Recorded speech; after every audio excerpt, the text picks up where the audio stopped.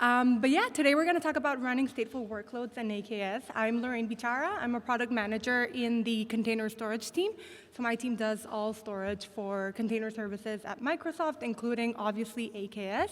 And I have with me Adam Groves, who's a product manager in the Azure File Storage team, and George Artero, who is a cloud advocate at Microsoft, and they're going to be helping me out as well. So, quick show of hands, how many of you are running a stateful workload today? Okay, so that's a few of you, great. Okay, so lately we've had, over the last few years, a great increase in running stateful workloads, and these are just some of them. You know, we have databases, which include MongoDB, MySQL, Postgres. We also have big data apps, such as Cassandra or Redis, machine learning workloads, CMS, a bunch of stuff going on when it comes to stateful workloads. And before I jump into our storage offerings, I want to introduce you to two people. One of them is Sarah. She's an application developer at Contoso. And I feel like if there's any application developers here, you're going to be able to relate to her. So she is on a journey to modernize her enterprise application. And her goals is, first of all, to containerize her app. But she also needs to get a specific perf and scale requirements as well. But there are some challenges when it comes to getting these requirements, including performance and scale, and also the cost. And some of these tie back to storage. So this is why I'm introducing you all to her.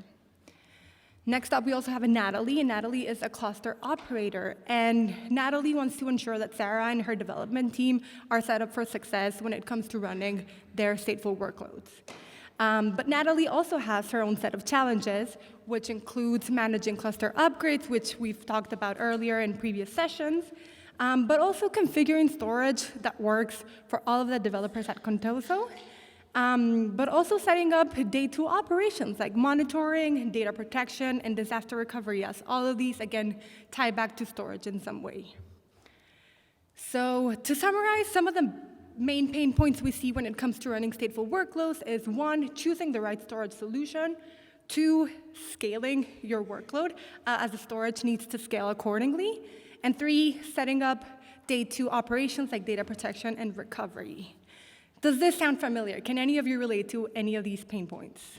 Yes, I see some heads nodding. Okay, great. So I see you, and hopefully this session will give you some actionable items to help you be successful when running stateful workloads on AKS. So this is what our storage portfolio looks like. We have a couple of different offerings when it comes to storage. We have, first of all, block storage, which is great for read-write-once workloads, such as databases, big data, or messaging workloads. The storage types that we consider under block storage include Azure Disks, local storage, and Azure Elastic SAN. And we'll get into a bit of more details on each of them later on in the session. But on the other hand, we also have shared file storage, which is great for read-write-many workloads. And for this, we have Azure Files, Azure NetApp Files, and Azure Blob. And beyond the access mode of what your workload needs, whether it be read-write-many or read-write-once, there are also multiple considerations that we know are top of mind for you all when it comes to selecting storage. Some examples of this are performance, cost, scale, reliability, security, and much more. So when it comes to running container storage in Azure, not only do we have all of the great storage types that I just talked about earlier that serve for a bunch of different workloads, but we have also invested in key capabilities to make sure that when you use these storage, it can run ideally in your AKS workload. And some of these capabilities include the ability to run highly available applications with redundancy across zones, which I know Pavneet kind of talked a little about that, and I'll jump into more detail later today as well. We have different SKUs covering different prices, also based on the performance of each of these SKUs. And finally, we have integrated security encryption with the ability to bring your own keys if that's also a requirement for your workload. And now I'll dive a little deeper into our block storage offerings, which, like I said earlier, this is best for your read-write-once workloads. So we see many users leveraging block storage for the workloads. But for a lot of the storage options, and this is true for across cloud platforms, not specific to Azure, but they were built for IaaS-centric workloads and kind of retrofitted to containers. So there's a couple of specific challenges that come with this that can lead to a degraded user experience. And to alleviate this, we have introduced a new container-native storage solution called Azure Container Storage. And it's basically a software-defined storage solution built for containers, specifically tightly integrated with Kubernetes. And it streamlines storage management for operators and simplifies volume provisioning. So developer teams like Sarah's team can focus on, developing their application and do not have to worry about storage. It provides a common abstraction layer over multiple block storage types, and I'll talk a little bit about that in just a second. And it enables rapid provisioning and scale out of volumes, significantly improving users impacted by attach-detach latencies, which we know is a big thing, and the limits of the number of volumes you can attach to a node.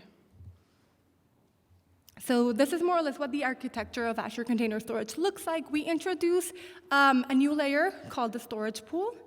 You can kind of, where it says Azure Container Storage, you can think of that as a storage pool. And what a storage pool basically is a grouping of storage resources that are presented as a single storage entity to your AKS cluster. So what you will do is you will deploy a storage pool out of either of these three backing storage types that are behind me, so Azure Disks, Azure Elastic SAN, or ephemeral disks. And from your storage pool, you can then create and manage persistent volumes and attach them to a node. All of this is using network protocols such as NVMe over Fabric and iSCSI to ensure that the attach and detach latencies are improved. And again, these are the different storage options that are covered as part of Azure Container Storage. You can choose from either Azure Disks, Azure Elastic SAN, or ephemeral disk, depending on what your workload needs are. And I'm going to kind of cover the latest enhancements on each of these different storage types and give some examples. So now I'm going to cover Azure Disks. So some of you might be familiar with Azure Disks if you're running stateful workloads on AKS, since it's one of our most popular storage type.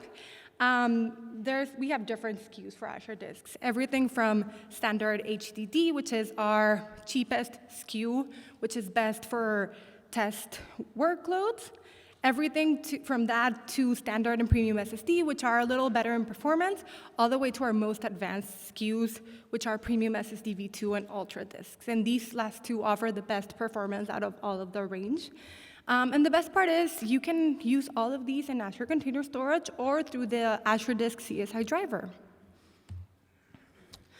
I'm going to talk a little about Premium SSD v2 since it's our latest SKU. This is a next generation general purpose SSD, and it's best for I/O-intensive workloads that require sub-millisecond latencies and high IOPS and throughput at a low cost.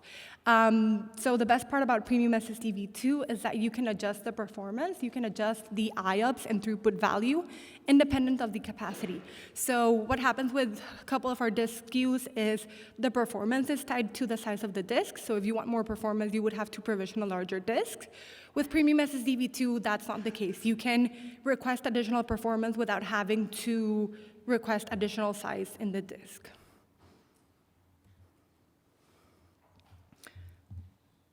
Sorry, let me go back a slide. Okay, yeah.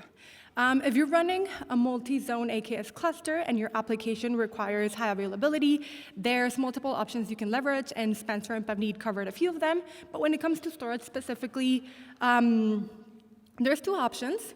If your application offers application-level replication, you can leverage things such as topology spread constraints or node affinity with applications to make sure that your application is running synchronously to different disks in different zones. Or you can leverage storage level replication, which is essentially using ZRS disks or zone redundant disks, which with ZRS disks, the platform replicates your data across 3 disks in 3 different zones.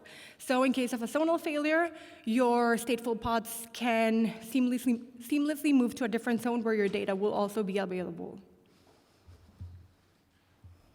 So now onto Azure Elastic SAN, which is another storage offering that's available on Azure Container Storage.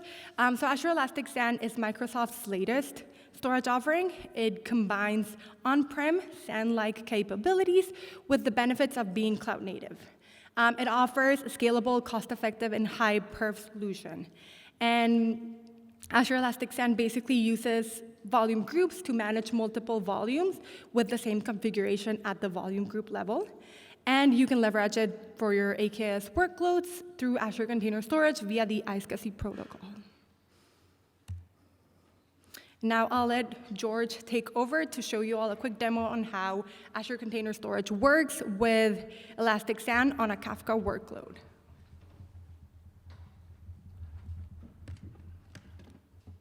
Thank you so much, Lorraine. And yeah, let's go to show how to install Kafka and use Elastic SAN as your storage. And on that demo, what I did, I wrote like a small Golang code just to produce exactly what you can see on the diagram called producer. It's just a deployment that I'm going to be generating message.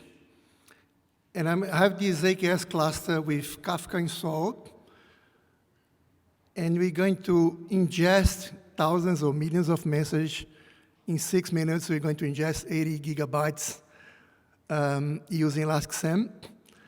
And all backed by Elastic SAN volumes that, as you can see, using PVC. You're going to be attaching those storage in your controllers, your Kafka controllers.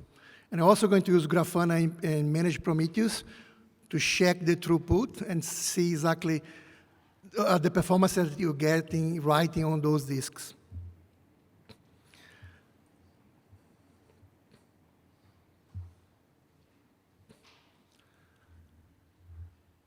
So the first thing we're going to do, we're going to create another AKS cluster. I know that we have created a few today. And it'll be like 3 nodes. We'll be using Azure Linux. And you're going to enable the Elastic SAN storage. You can do now on Azure Create that. You can enable Elastic SAN on the Azure Create itself. Then I'm going to speed up a little bit my demo here. It's recorded, as you can see. And now I have the cluster being created. All this code will be available, is on my GitHub, and including the code for the producer. Once the cluster is created, let's get access to the cluster. It's a simple, I think I'm using 1.26 Kubernetes with 3 nodes. Is using Kubernetes, and manage Prometheus is enabled with Grafana dashboard. And we're going to use this Grafana dashboard very soon to check the performance of the disks. One thing that we install on the cluster is what we call extension, Azure Container Storage Extension. And we have a node pool with 3 nodes, like I said before.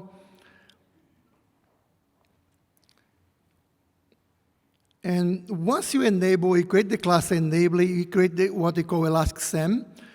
And now we have the extensions installed is creating those pools for us and giving access for the networking of the cluster. The cluster now can access your Elastic SAN from that. Let's go back for the bash again.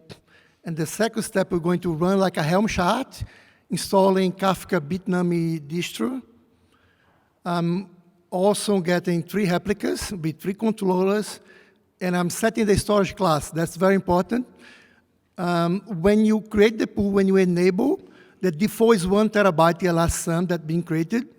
And we are now setting, they create the storage class for us, and I'm just going to use that storage class to create the PVCs. The PVCs are very fast. That was pretty much real time that I was doing that. And matter of seconds, everything is running. All your 3 controllers, Kafka is running in pretty much like a minute, everything's running. And now we have this. For us to keep going on our demo, we need access to the user that was created by the Kafka installation. I'm just going to create a secret with the password, because my Golang application, we need that secret to access the Kafka cluster and just ingest thousands of messages. And for that, I create this deployment file where I set the number of replicas. I'm going to set 100 first initially. And then I'm going to set how many messages I want to ingest. And I want to use the orders, because I'm ingesting like a JSON file with the orders, with hundreds of items on this order. And I have to set the user and the password from the secret that I created before. And let's apply this as a deployment. It will be 100 replicas running on this 3 nodes cluster, just producing thousands and millions of messages concurrently. You can see when that, by the way, that's on my Docker Hub there. You can get the image if you want to test yourself, and you can see all the demo. Initially, you're going to get, once the 100 instances are running, we start seeing some load there, like 15 megabytes per second. Now, that's going to scale very quickly. We have 15, we're getting some IOPS. The orders are pretty big, then you're not going to get that much IOPS, you're going to get more throughput. Let's scale now to 200. Let's double the number of clients ingesting data, messages on Kafka. And by the way, Kafka, the way that Kafka works is one leader. It's pretty much one controller is getting the whole traffic. And that's what we want to test. We want to see that scaling to 80 or 90 megabytes per second. We really put in load now. And let's go now and double again. Let's put 400.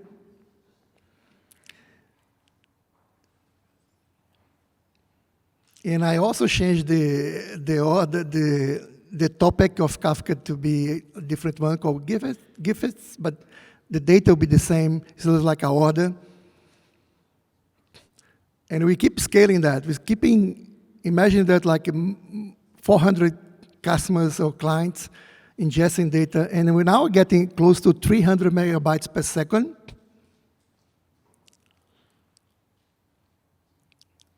It's growing very fast. And how we manage that? Everything Lorraine was presenting here, how the way that Elastic SAN is scalable. Depending on the size, 1 terabyte, you can get 200 megabytes per second. That's pretty much what we're getting here. I was able to ingest 80 gigabytes in 6 minutes. And you can see the stable there. And I'm going to start scaling this down, just because I attached like 2 volumes, one of 100 gigabytes as a data storage for the controller of Kafka, and another 10 gigabytes for the logging. Then I have 2 volumes attached to each one of those controllers.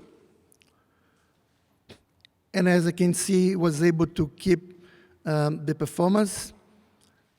But if I need more performance than that, it's very easy to scale. If you create a storage pool bigger than 1 terabyte, like 2 or 3 or 4, you can go for more than 400 megabytes per second. And you can go even further if you want. Now let's scale down. Let's go back to like just 10 instances. And just apply again. And what we did, we scaled from 100, 200, 400. Now we're scaling back to 10. And the way that Kafka works is a lot of caching memory. And you see that it takes some time for this cache to be written on the disk, because I have too many, clients sending message. And takes a few seconds there for that to really scale down. But that's the performance that you can have. You can scale more than that. And 200 is the one that we say for 1 terabyte. But it's getting a little bit more than 200 there. That's the whole pod. Means that you're getting more writes there than just the data being ingested.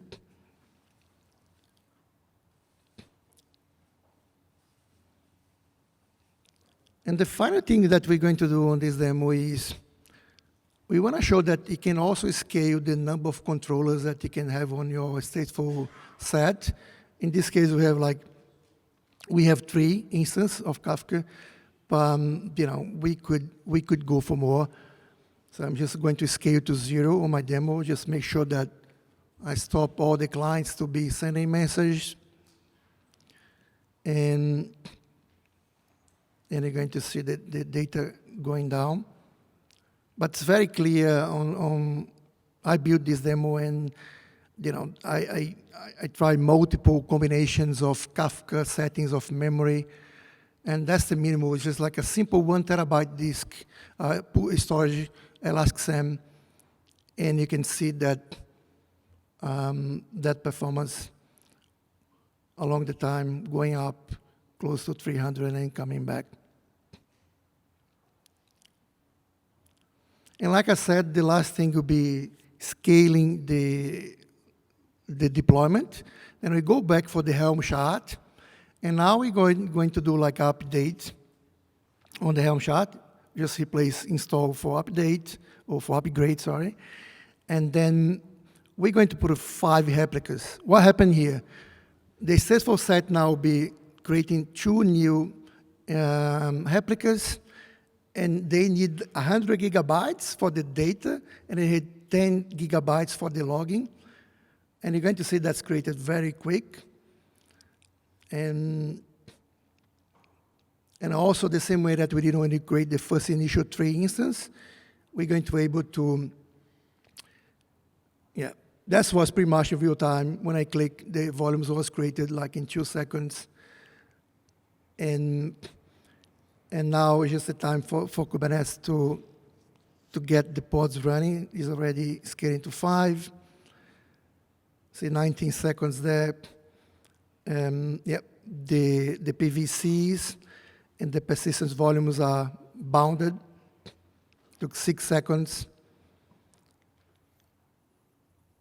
And then Kafka is developing Java. Then Java takes some time to start up, but the volume is already there. And voila, we have all that load, 100 gigabytes in 6 minutes being ingested, and you pick the performance that you want with Elastic SAN. I think we can go Lorraine back. Thank you so much. Thank you, George, for that great demo. So that was more or less how Elastic SAN looks like with Azure Container Storage. Next up, also another block storage type that we offer through Azure Container Storage is local disks. So local storage is ideal for latency-critical workloads. And if you decide to leverage local storage through Azure Container Storage, Azure Container Storage, the service, will automatically discover the NVMe disks in your AKS nodes and add them to the storage pool from where you can eventually create persistent volumes out of. It'll leverage the NVMe over Fabric protocol to connect the PVs to the pods. And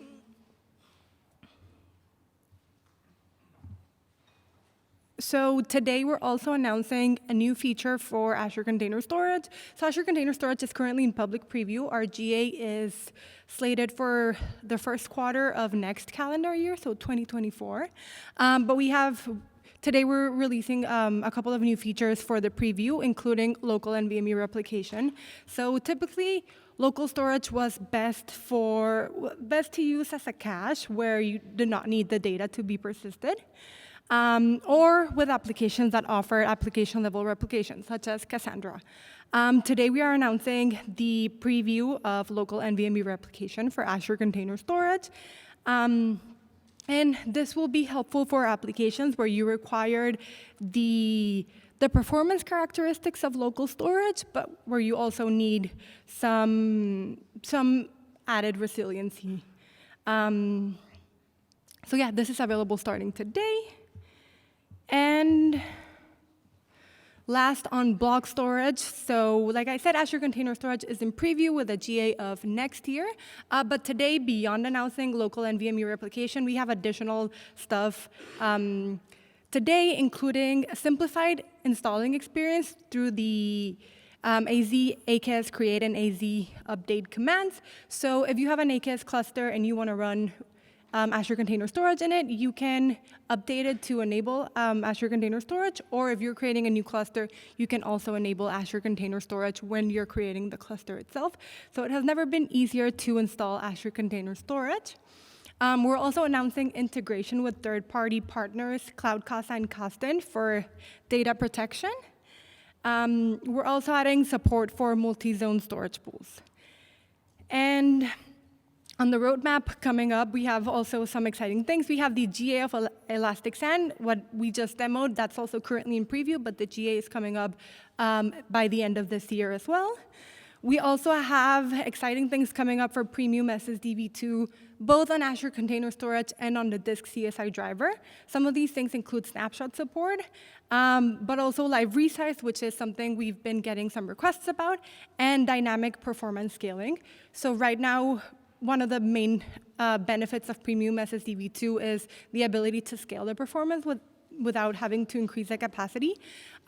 Today, in the CSI driver and in Azure Container Storage, that's available through the Azure Disks API, but we are enabling this through the Kubernetes as well. So you don't have to, you can update the performance through the CSI driver as well.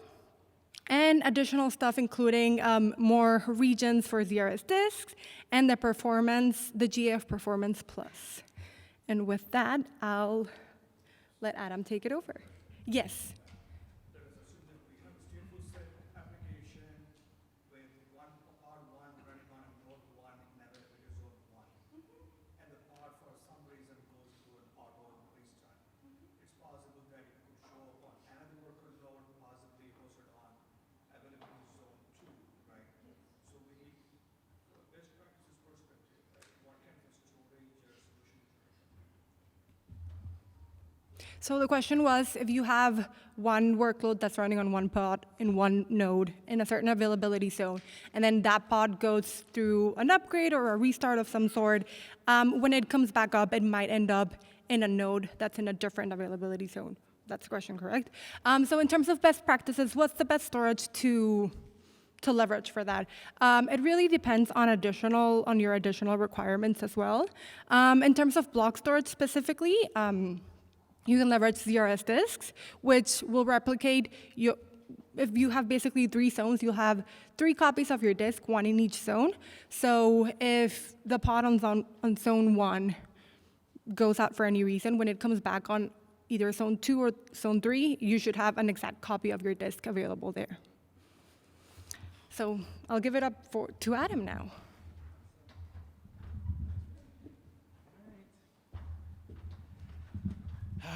How we doing, everyone? Let me get situated here. Okay, so my name is Adam Groves, and I am with the Azure Storage team. And today we're going to be kind of talking about shared file storage options. So let's kind of dive in here. I got a big agenda. Okay, so first we're going to be starting with Azure Files, which is a highly available service that's best suited for random access workloads such as CMS, DB, machine learning, and other customer applications that are running with scale-out capabilities. Next, we got Azure NetApp Files, which is a fully managed file service from the cloud. This is powered by NetApp, and this is for HPC or other high-performant workloads that require low latency with high performance. And lastly, we've got the blob storage, which is best suited for large-scale, read-heavy sequential workloads. So think of examples as like analytical data, media rendering, or genomic sequencing. These are some examples. But today in this session here, I'm going to kind of be diving more specifically in Azure Files and kind of focusing on performance. So let's get started. Okay, Azure Files. All right, so let's do a quick little recap, or an overview, I should say. Azure Premium Files offers up to 100,000 IOPS and up to 10 gigs of throughput for premium files. Now, Azure Files does have a soft limit, which is about 8,000 IOPS for premium and standard, And we can achieve up to 1 gig worth of throughput for premium files with SMB multi-channel and premium files. Now, like I just mentioned, SMB multi-channel is currently only available on premium files at the moment. But we can offer latency as low as 2 milliseconds, so we're always improving. Next, I want to talk about Azure Files NFS, and we recently added support for InConnect. So this is going to allow customers to do more work for less money, and by reducing the node pool size needed when using NFS for Azure Files. So this is a standard client-side mount option for Linux. It's been available across all distros for several years now. It's I believe 5.3 a few years back. So the point I'm driving here is, I know it's probably not relevant because everyone's running 20, they're the latest, but the point I'm making is that if you happen to be running, or maybe this is unrelated for Linux, 5.3, just make sure that you're at least running that to unlock this capability. So how does it work? So NFS uses, or InConnect uses a mount option that leverages multiple TCP channels associated with the network adapter.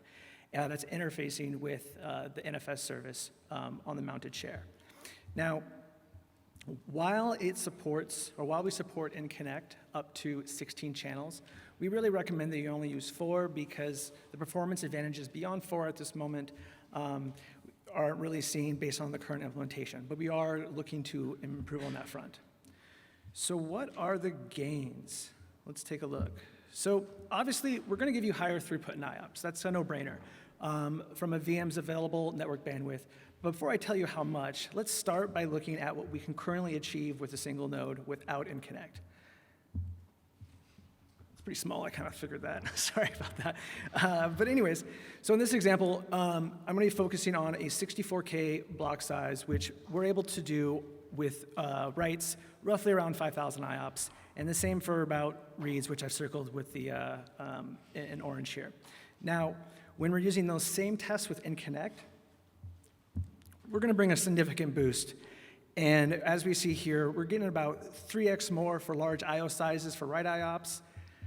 And then also, we're setting about a 4x increase for read IOPS across all block sizes. So this is what's getting folks excited because bringing things down, we're not having to provision more. And we're really able to basically get more out of premium files with fewer machines. And if I look at this from a throughput standpoint, obviously we're going to be improving the node throughput from a single node, and we're going up for writes up to 1,100 megabytes, and that's primarily, once again, kind of on the larger block size.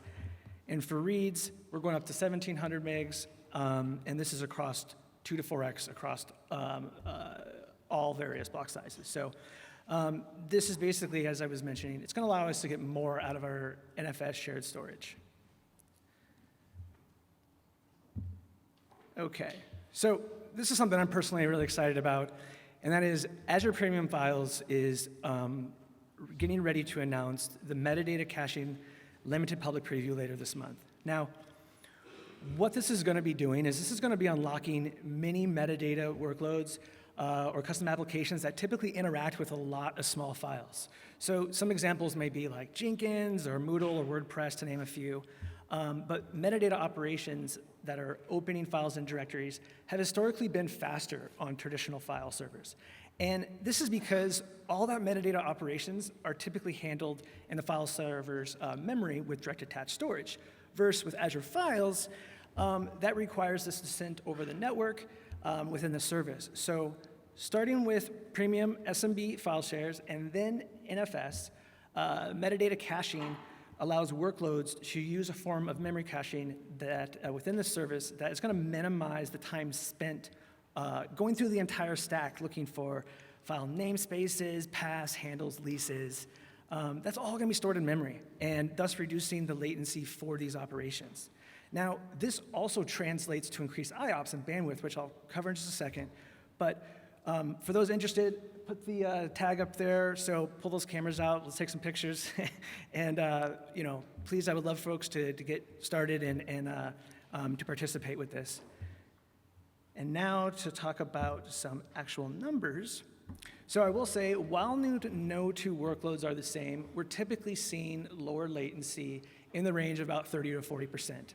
And like I mentioned, Because there's less time being spent on metadata operations, that means that there's more time being spent on data I/O, which is basically what's pushing IOPS and bandwidth. So as the following charts below show, this is basically just like a DevOps deployment, and it was able to increase by 65% more IOPS and throughput with metadata caching. So this also can translate to thinking about faster job deployments, or in the case of Moodle, we're able to achieve 4 times more web requests at scale. So I always like talking about scale too. So speaking of the scale, that's kind of what I want to take this, the demo here, and really kind of show what files can do. And so what I've kind of done here is, whether it's a specific usage pattern that you are trying to achieve, whether it's random I/O or large or small I/O blocks at scale with high throughput, whatever it is. In this particular demo, I'm going to be using FIO, which is a commonly used benchmarking tool for data I/O. And you can use other tools like MD Test for metadata HPC workloads, or JMeter for application or web services. It's really up to you. Sky's the limit. And then I'm going to show you some cool tools for storage telemetry based on these tests, and that you could perhaps look not only at these tests, but maybe to your existing workload to really see if things are working and aligning that align with your expectations and requirements. So the idea here I really want to drive home is that it's really about what we can do at scale with AKS and Azure Storage, specifically with Azure Files by scaling out. Because are we using these resources to their full potential? And so let's pop on over here.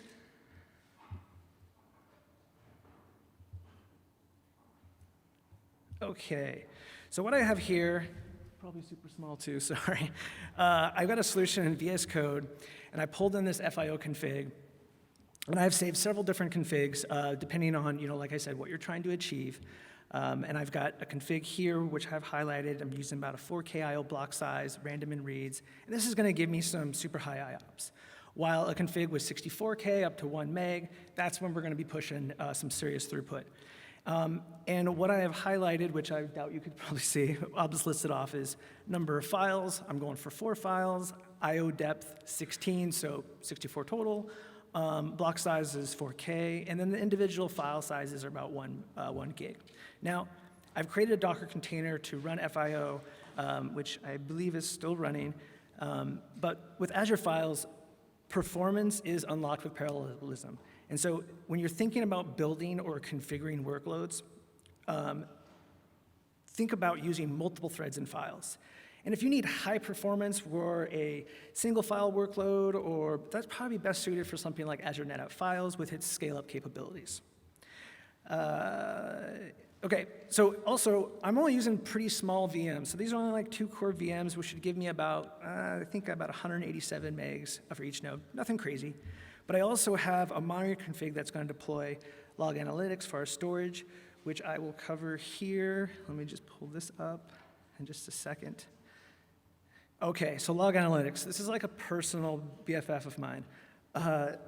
What we're doing is we're pulling all the telemetry across a bunch of storage accounts during these FIO runs, and once we enable log analytics for the storage account. Now, because we're scaling out across several different storage accounts during these runs, we need to leverage log analytics to see all this data in aggregation.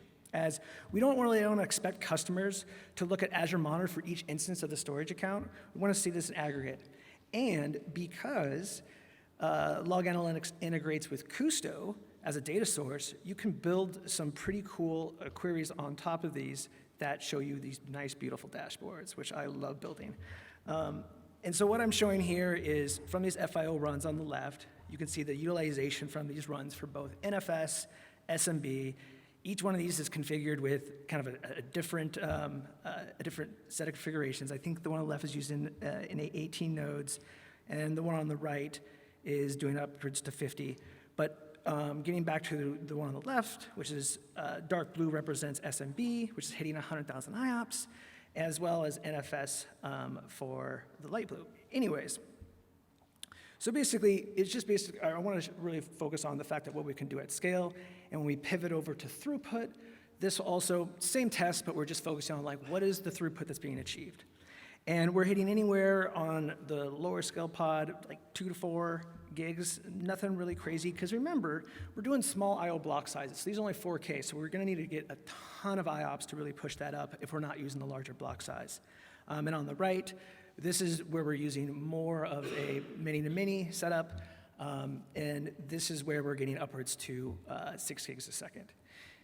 Now, this next slide is where I really like, because it shows this nice, beautiful, even distribution of all my nodes. So I know that everything is working beautifully and across the board. I don't have a portion of my cluster that's doing more work than the other.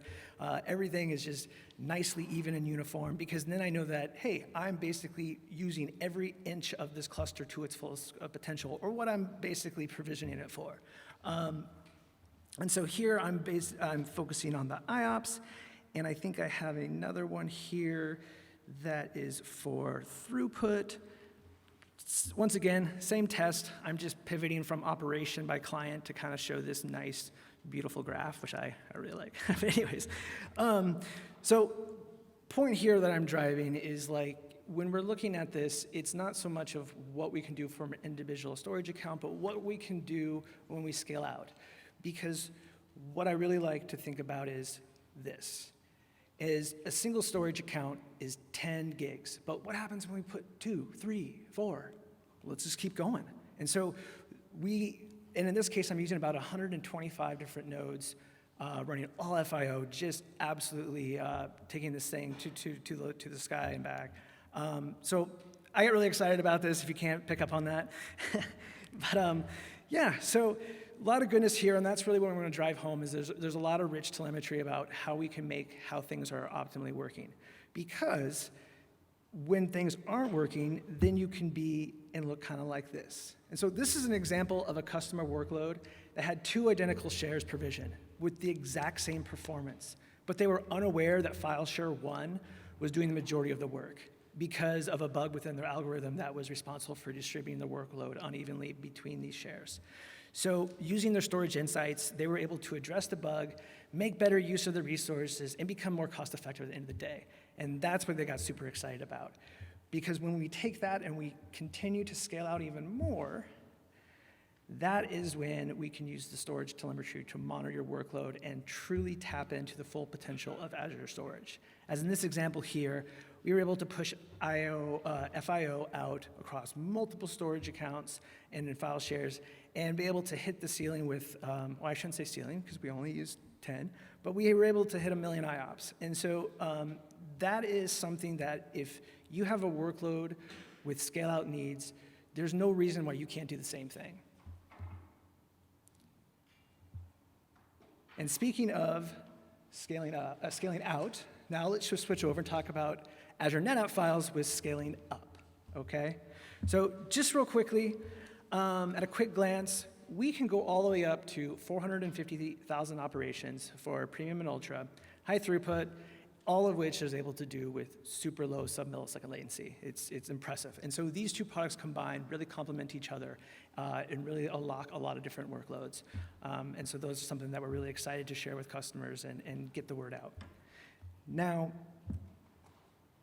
as for announcements with Azure Files, as I mentioned, we're in the middle of a lot of our previews, from NFS snapshots, metadata caching, GRS for LRS. ANF also has some exciting previews, such as lowering the minimum pool capacity to 2 terabytes from 4, and dual protocol support. And on the roadmap, both Azure Files and ANF are both working on zonal awareness, which that kind of answers your questions earlier, which is going to help lower the overall latency further. So a lot of interesting things we're excited about. And finally, we got an amazing set of partners who offer different storage management for data protection, recovery, migration, and additional use cases. So these are from Postworks, Kasten, Commvault, NetApp, et cetera. I encourage everyone to go check them out. And so takeaways for today, organizations everywhere, we know they're modernizing applications. We need to leverage the agility and scale of containers, and stateless workloads cannot fall behind. We've got a ton of options to satisfy all these different types of requirements. container storage, leveraging multiple block storage from a unified, fully managed experience. And then really want to drive home the fact that to unlock the full performance potential of Azure Files, you got to scale out, with parallelism, and with ANF by scaling up with low latency. And remember, use that storage telemetry. That's your friend to ensure that you are being cost effective. And that, my friends, I think wraps it up. And so here's some few comments, or I should say links that we've provided. And I think that just about does it. So thank you.